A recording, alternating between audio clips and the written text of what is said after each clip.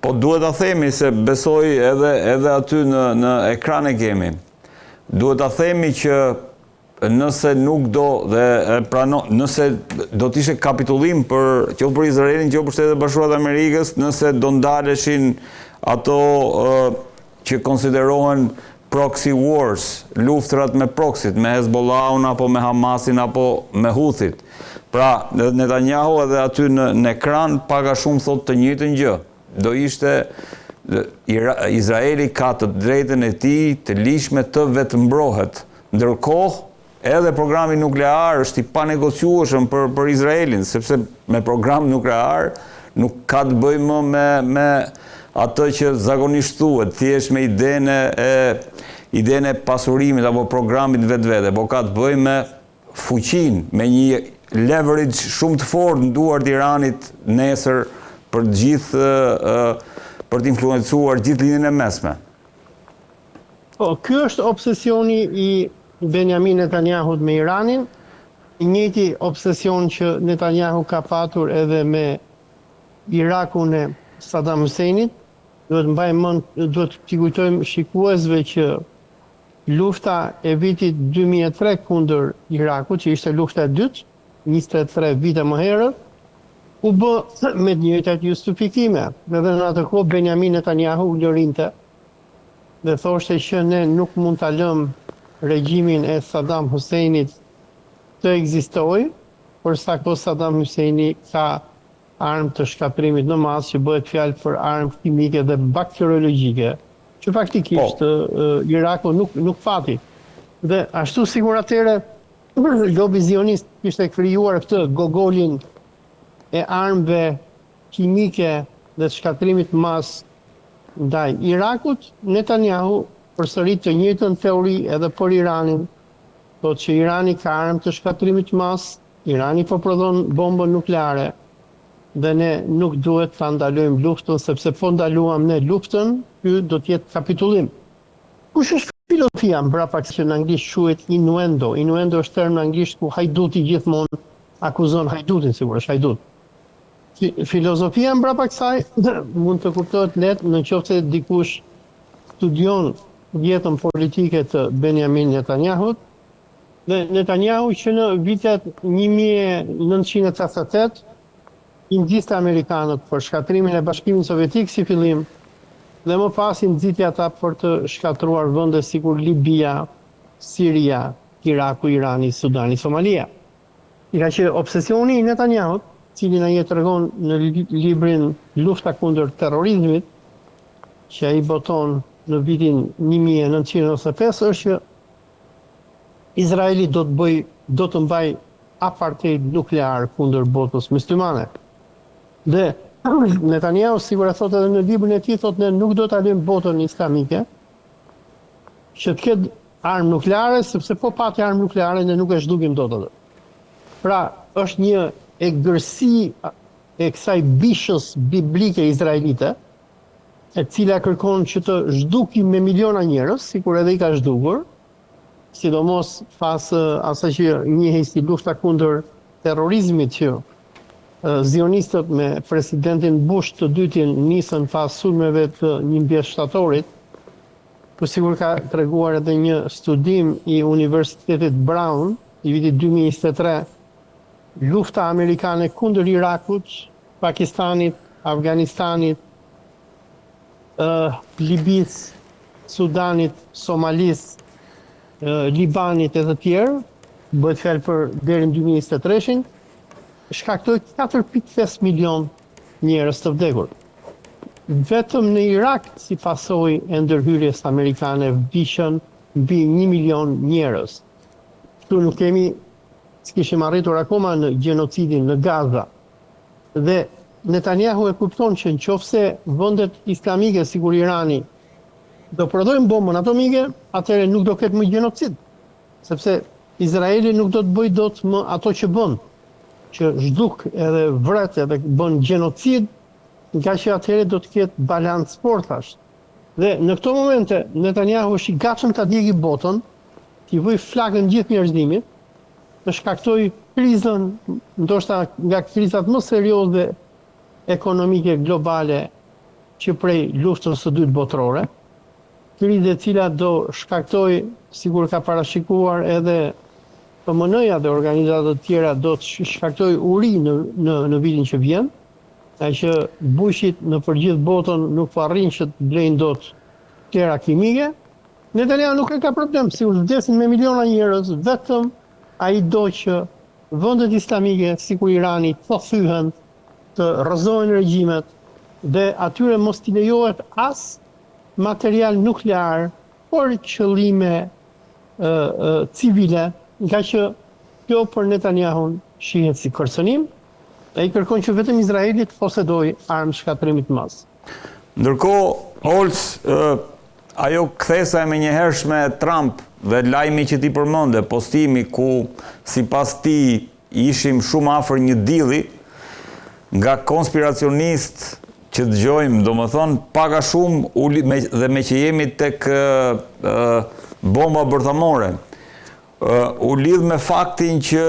i vetmi opcion tashmë në tavolinë, sepse përballë realitetit në terren, mbetet opcioni bërthamor, çka do ishte apokaliptik për gjithë botën nëse do ndodhte. Si e vlerëson mundësinë, thash, nisur nga realitetin terren, pa fuqia për të realizuar objektivat nëpërmjet një operacioni ushtarak dhe presionit, sepse duhet ta themi që do ishte kapitullim për Netanyahun, por edhe për Izraelin në momentin që do të arrijë një paqe në ato terma që diskutuam. Problemi është këtu që Netanyahu është prej kohësh duke i bërë presione Trumpit që përdori bombën nukleare kundër Iranit. Por Trumpi është ndërmjet dy zjarrësh. Njëri është shantazhi zionist, ku zionistët i kanë dosje edhe një Allah e di se çfarë i kanë, që e përdorin ato si leck. Edhe në anën tjetër, Trumpi përballet me krizën globale, edhe me presionin që i bëjnë udhëheqësit e botës muslimane, të cilin ai e përmendi në tweetin e tij të datës 23 maj, vende që nga Katari, Arabia Saudite, Kuvaiti, Turqia, e të tjerë të cilët i kërkojnë, i thonë mos bë marrëzira, se përdorimi i bombës nukleare kundër Iranit mund të ketë efekte të paparashikueshme, e para. E dyta, ne nuk e dim se çfarë posedojnë iranianët. Iranianët ndoshta e kanë bombën nukleare. Dhe në qoftë se amerikanët do përdorin bombën nukleare, qoftë edhe iranianët kundërpërgjigjen, atëherë i bie që do të shuhet njërtimi. Por Trumpi nuk di çfarë të bëjë, domethënë Trumpi është, sigur i thot populli, tërhiq e mos e kfut. Nuk di se ku t'ja bëj qefin. Lobit zionist, i cili e shantazhon dhe e kërcënon, apo interesave ekonomike të vendeve arabe, por edhe të vetë ekonomisë amerikane. Në Amerikë populli është i pakënaqur, sondazhet tregojnë Trumpin që është një nga presidentët më të urryer në historinë e Amerikës dhe ai me shumë probabilitet do t'i humbasi zgjedhjet e nëntorit, domethënë do t'i humbasin republikanët. Ai e di që në qoftë se kjo luftë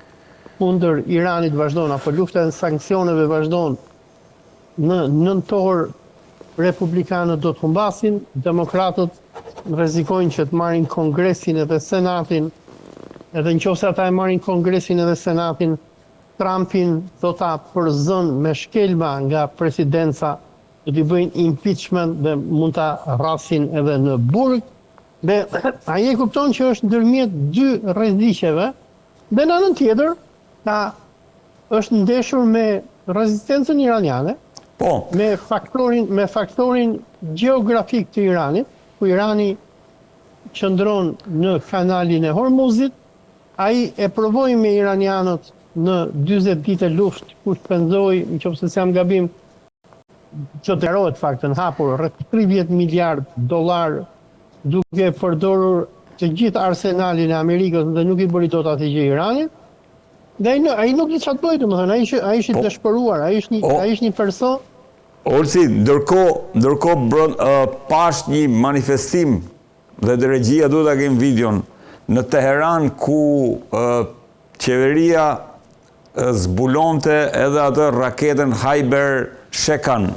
Duhet ta kem aty regjia, ja ku është pas meje duhet jetë, ja. Pra në Iran vazhdon mbështetja për qeverin, vazhdon rezistenca dhe thash përballë kësaj çfarë do të ndodhë, si e vlerëson? Trumpi domethënë ka arritur në një deadlock apo në një atë që zionisti Robert Kagan quante përpara 10 ditësh shahmat në ngushticën e Hormuzit. Do të kujtojmë këtu që Robert Kagan është një nga ata neokonët e administratës të Bushit, që edhe shkruan atëherë atë projektin of the New American Century, një nga arkitektët kryesor të luftës kundër Irakut, kundër Siris, kundër Libis, kundër Iranit. Është një nga ata veteranët e zionizmit botror, I cili ka marrë pjesë në shkruarjen e të gjithë kësaj strategjie. Gruaja e tij, Victoria Nuland, është ajo administratorja apo më saktë sekretarja për Evropën lindore të presidentit Biden, e cila organizoi grushtin e shtetit në Ukrainë kundër Janukovicit dhe që nxitën edhe në luftën në Ukrainë. Domethënë Robert Kagan nuk është një njeri thjesht. Ai është domethënë dikush I rëndësishëm sikur Netanyahu, ndoshta jo sa Netanyahu, po është pjesë e bandës zioniste ku në shkrimin që ai bëri për The Atlantic, që nëse jam gabim përpara 10 ditësh, ai thoshte që ne kemi arritur në shahmat, ne nuk po dimë çfarë të bëjmë Iranit. Dhe amerikanët tani kanë 2 opsione, një që të arrijnë një marrëveshje, që Trumpi mundua të arrijnë datën 22 dhe 23, por nuk e lën Netanyahu, një marrëveshje ku amerikanët të heqin bllokadën e tyre kundër Iranit, Iranit hapi Hormuzin, por në shkëmbim I kthejnë Iranit farat që ata ja kanë vjedhur nëpër banka ndërkombëtare. Dhe opsioni tjetër është çmenduria e Netanyahut, vazhdimi I luftës, por amerikanët nuk bëjnë dot luftë me Iranin, luftë konvencionale. Qeveria në Iran, pas 40 ditësh bombardime, duket më e fortë se sa kurrë. Opsioni vetëm është sulm nuklear, I cili do të sillte një shkatrim me përmasa katastrofale për njerëzimin. Ndërkohë, me që jemi tek opsioni I marrëveshjes, Ols, lexova për një plan sekret, quheshe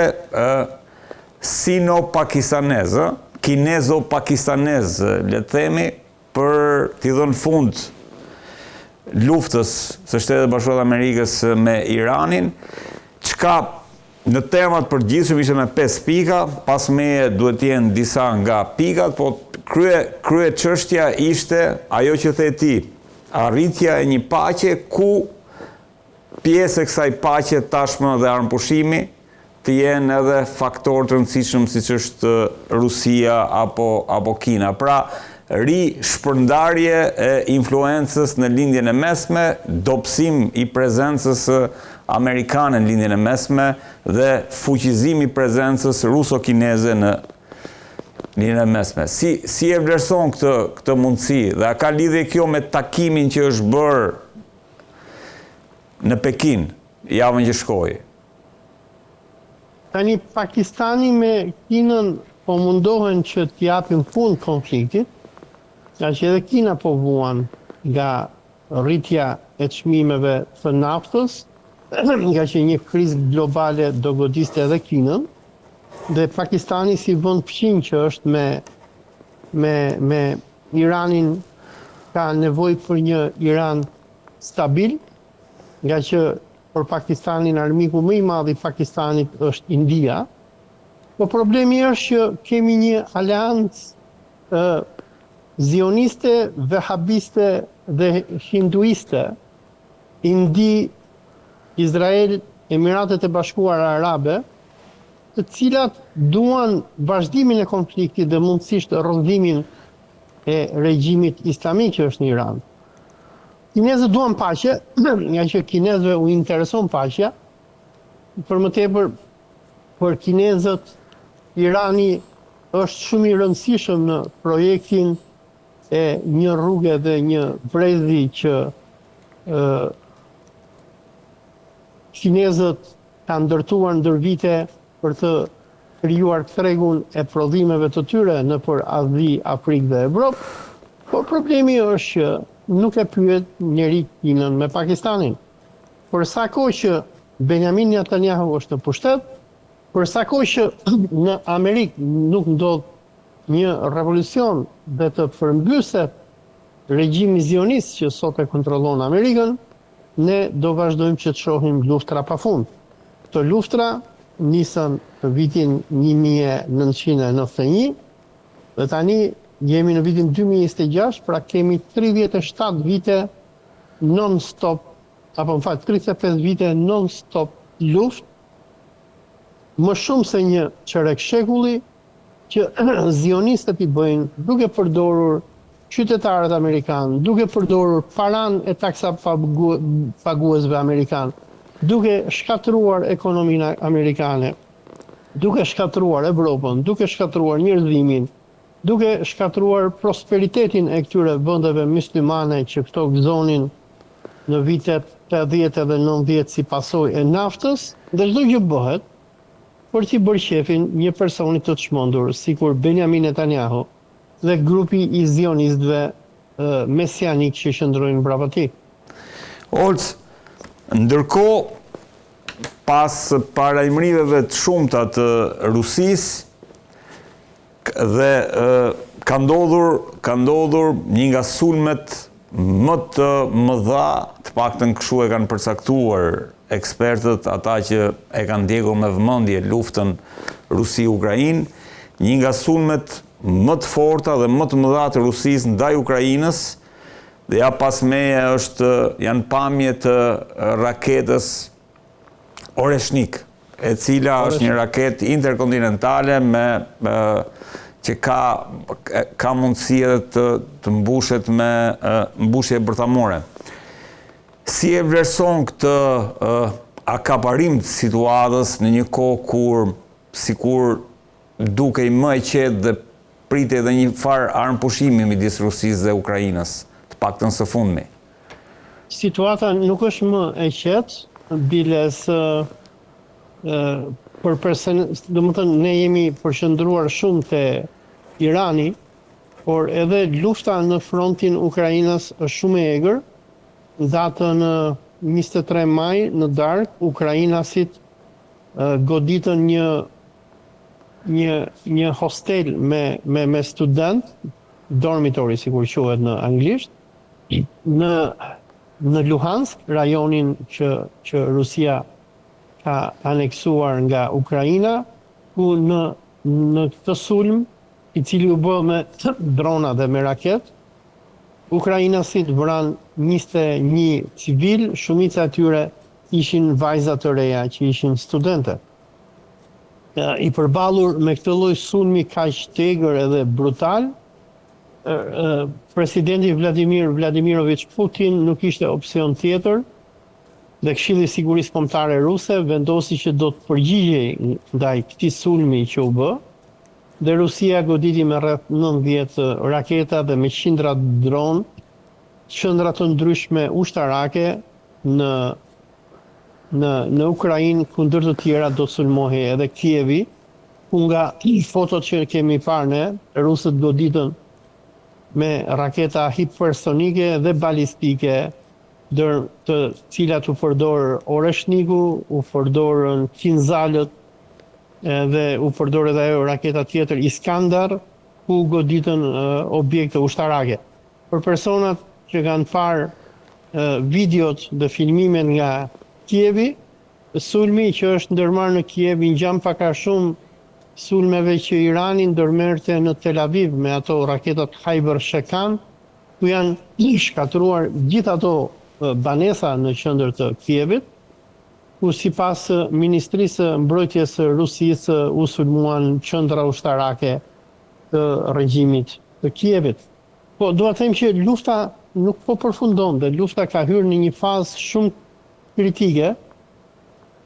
ku javën e kaluar ukrainasit kanë goditur rafinerinë e Jaroslavit dhe shumë rafineri dhe depozita nafte të Rusisë, ndërsa javën e kaluar u godit edhe Moska në një nga sulmet më spektakolar në historinë e Moskës që nga lufta e dytë botërore, dhe lufta është shumë e egër,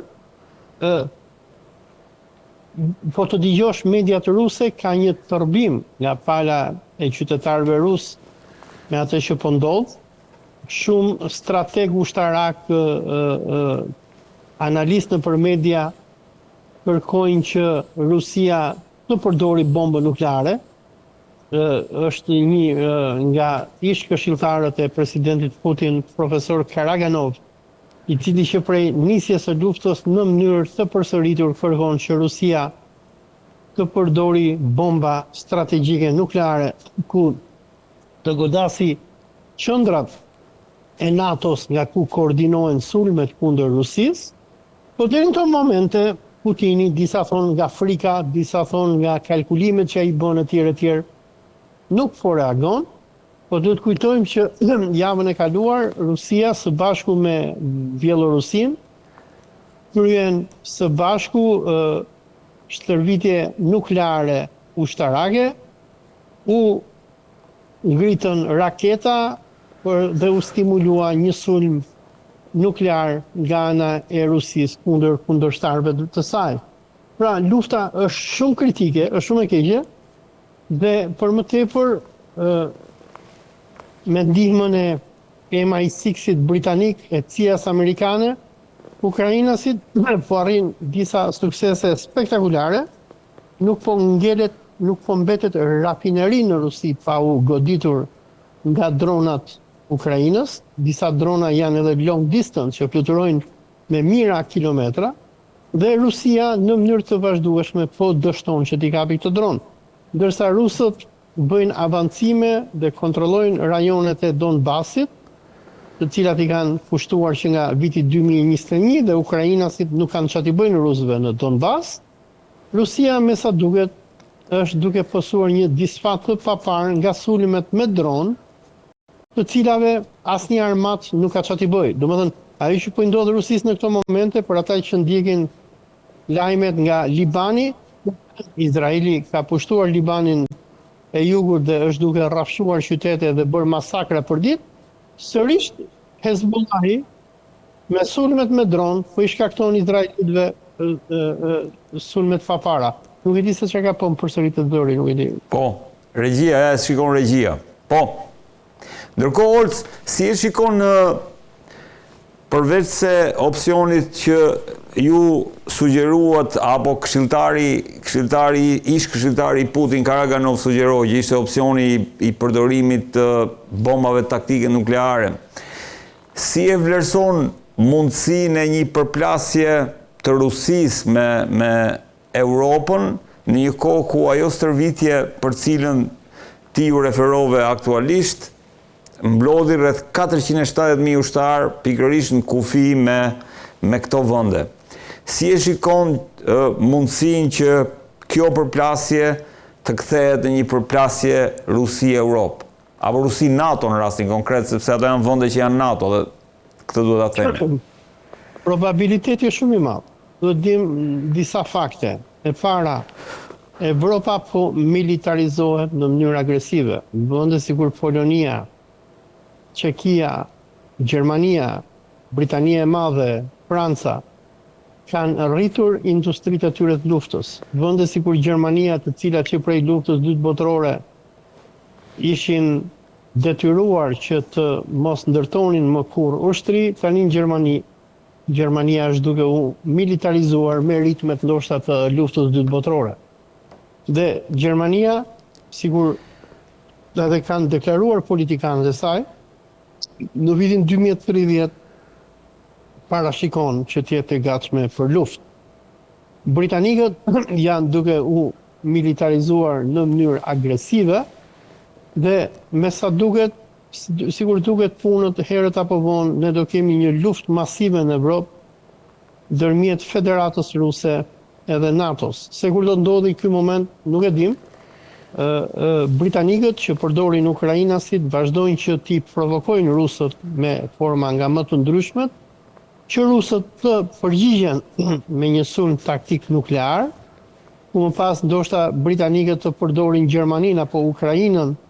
për të goditur me bombë nukleare Moskën dhe qytetet e tjera të mëdha të Rusisë. Dhe me sa duket edhe me sa unë kuptoj, ndoshta kjo është një nga arsyet pse Putini po ka frikë që të përdori bombën nukleare. Në luftë konvencionale, rusët nuk po arrin ta mundin dot Ukrainën, që do thot NATO-n, sepse Ukraina nuk është Ukrainë, Ukraina është një përmbledhje hajdutërish me krye Zelenskin, po mbrapa Ukrainës qëndron e gjithë NATO-ja, dhe britanikët janë duke bërë atë që kanë bërë historikisht,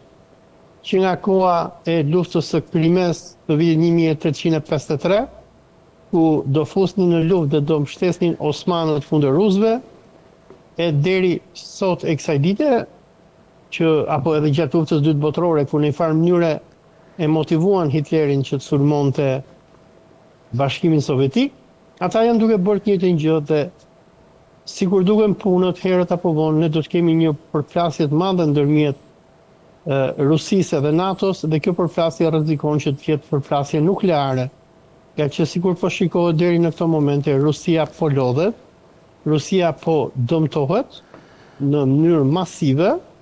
dhe populli rus thjesht do një luftë finale kundër NATO-s. Olc, ndërkohë, sa lidhet kjo me vizitën e fundit të presidentit Putin në Pekin? Vizita e presidentit Putin në Pekin tregoi pak a shumë dëshpërimin ku është Rusia në ditët e sotme. Rusia ka nevojë për Kinën. Vizita e Putinit që erdhi rreth një javë pas vizitës së Trumpit tregon që Xi Jinping është kthyer në perandorin e globit dhe Kina është kthyer në mekën e gjithë njerëzimit, si pasojë e dragojit teknologjik ushtarak kinez. Rusia, e cila në vitet 2002, kur sapo erdhi Putin në pushtet, edhe ndërronte që t'i bashkangjitej NATO-s, dhe Putini ishte ai që i mbështeti dhe i toleroi dhe i ndihmoi amerikanët në luftën në tyre kundër Irakut e të tjerë. Tani historia është ndryshuar, domethënë, dhe Kina është kthyer në qendrën e botës. Putini shkoi menjëherë në Pekin pas vizitës së Donald Trumpit, por kuptohet që marrëdhëniet e Putinit me Xi Jinpingin janë shumë herë më të mira se sa marrëdhëniet e Donald Trumpit. Në deklaratat e përbashkëta që rusët edhe kinezët lëshuan, ata dënuan ndërhyrjet ushtarake amerikane në përbot, nxjerrimin e NATO-s, sanksionet perëndimore kundër Kinës edhe Rusisë, ndryshimet e regjimeve, dhe në anën tjetër u nënshkruan mbi 40 marrëveshje bashkëpunimi ndërmjet Rusisë dhe Kinës në fushën e energjisë, tregtisë, inteligjencës artificiale, medias, edukimit, financës e tjerë. Por për personat që mund t'i shohin këto marrëveshje që janë nënshkruar, pak a shumë Rusia, nga një superfuqi botërore që ka qenë, tani po kthehet në një farë Arabie Saudite numër 2, por në këtë rast për Kinën. Rusia po i kërkon lek Kinës që të mbarojnë atë që njihet si linja e gazit që quhet fuqia e Siberis 2, e cila do sjelli gazin nga Rusia në Kinë nëpërmjet Mongolisë. Rusët duan sa më shumë juan kinez që të përfitojnë nga teknologjia kineze dhe duan që të të eklipsojmë pak a shumë këto vendet e lindjes mesme në lidhje me furnizimin e Kinës me gaz edhe me naftë, por në të njëjtën kohë kjo është edhe një farë shenjë dobësie nëse shikohet në aspektin afatgjatë, se në aspektin afashkurtër kjo është e mirë për Rusinë, nga që Rusia do bëj para, por kjo tregon që Rusia tani më mbështetet në mënyrë pothuajse në 80% të ardhurave të saj, i merr nga Kina dhe Kina në çdo moment mund ta përdori këtë dobësi për shkatruar ekonominë ruse, por është situata ku kemi ardhur, rusët nuk kanë nga ta mbajnë më. Evropa, e cila për Rusinë ishte aleati i saj natyror, është radikalizuar si pasojë e xhelozisë anglo-amerikane dhe për Rusinë në këto momente Kina është pak a shumë sigurisht për Shqipërinë në vitin 1966, kur udhëheqja e Enver Hoxhës dhe Mehmet Sheut e shikonin Kinën si vllai i madh i cili bante me bukë Shqipërinë.